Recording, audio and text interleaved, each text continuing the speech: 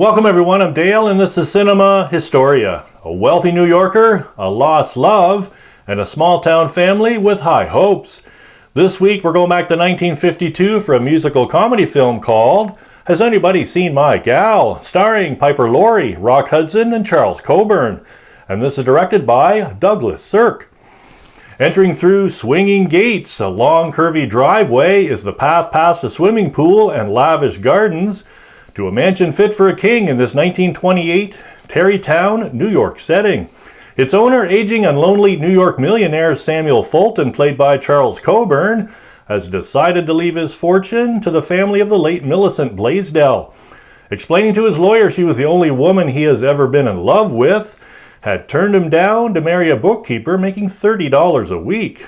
However, losing Millicent did inspire him to go to Alaska for gold and Texas for oil, becoming a very wealthy businessman.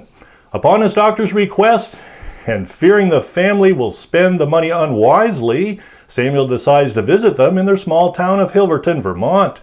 Upon arrival, he places an ad in the Hilverton Courier newspaper stating, "Mail boarder wanted at 302 Maple Street for $8 a week."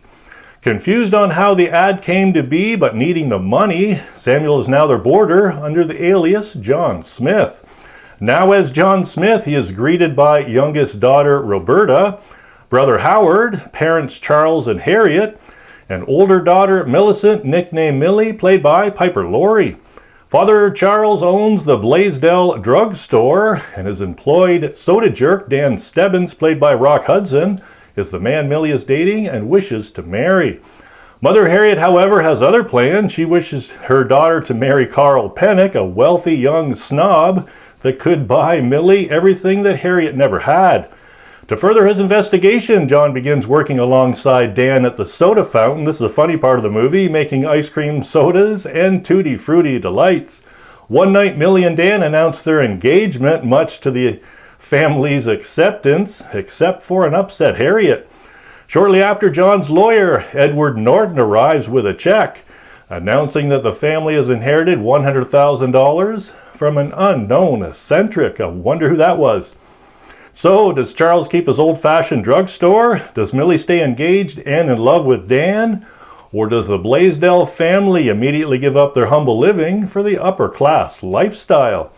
Released June 25th, 1952, this story is loosely based on American novelist Eleanor Porter's novel, Oh, Money, Money. Set in the 1920s, the film leans heavily on period details such as flappers, which were short skirts back then, well, knee height, the Charleston, which was a dance, and raccoon coats. An 86% rating from the film critic Rotten Tomatoes, making such claims as wonderful vehicle for Charles Coburn from a bygone era of movie innocence. Cheerful and hugely entertaining, this little gem deserves to be more well known than it is, and that's what I'm trying to do. It's a great family film, and the reason why I chose it, the story falls at Christmas time. And our trivia question this week, does a soon-to-be star have an uncredited role in our film? Does a soon-to-be star have an uncredited role in our film? I'll give you a quick hint. The soon-to-be star is male. So, a little more history and the answer to our trivia question coming up next.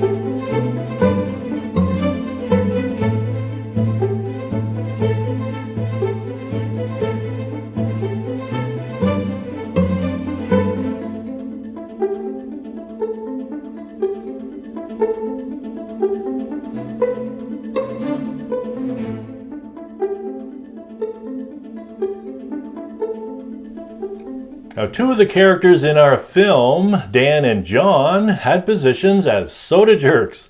What's a soda jerk? Well, that's the subject of this week's history. So, soda jerk is an American term used to refer to a person who would operate a soda fountain in a restaurant or drugstore, preparing and serving soda drinks and ice cream sodas. The term soda jerk was a pun on soda clerk, the formal job title of the drugstore assistants who operated soda fountains. It was inspired by the jerking action the server would implement to drive the fountain handle back and forth when adding soda. Since some drinks required carbonated water, the tap handle, typically sturdy and shiny, was built large to accommodate frequent use of the fountain.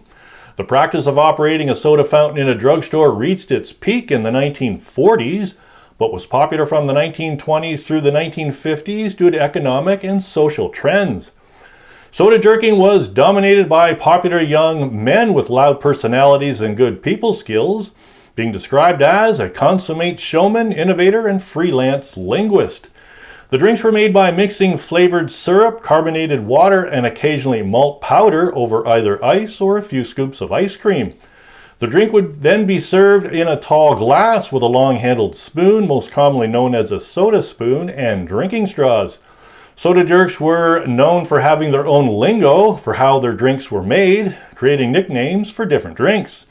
They called a glass of milk baby and a strawberry milkshake in the hay, and a Coca-Cola with ice was called Scratch One. They also had lingo to express how they wanted their drink to be served. Coffee, or Draw One, would be served strong if called Draw One from the South. If a drink was ordered with extra ice, it was heavy on the hail.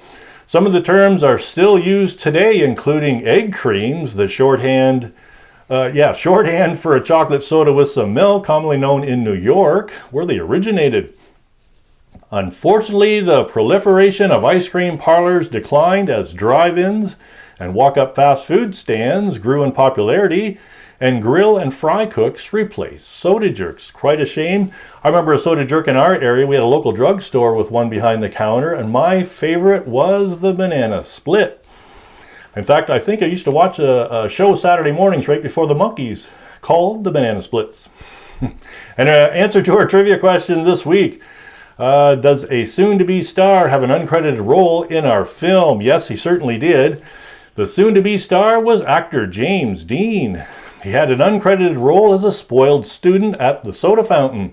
Playing a youth with a one-bit line, icon James Dean would move on to such classics as East of Eden and Rebel Without a Cause in 1955, and Giant, also starring Rock Hudson, in 1956. And I did a review on East of Eden. Please click the link below. And if you're wondering, the title for our film was named after the jazz song Has Anybody Seen My Gal?, which was a big hit for the American jazz group, the California Ramblers, during the 1920s. Isn't that cool? I'd like to give a big thank you to my subscribers and viewers this week. I know everyone is busy getting ready for the holidays, but thanks for tuning in, and I hope to see you back next week. We're going with another holiday classic. I hope to see you then.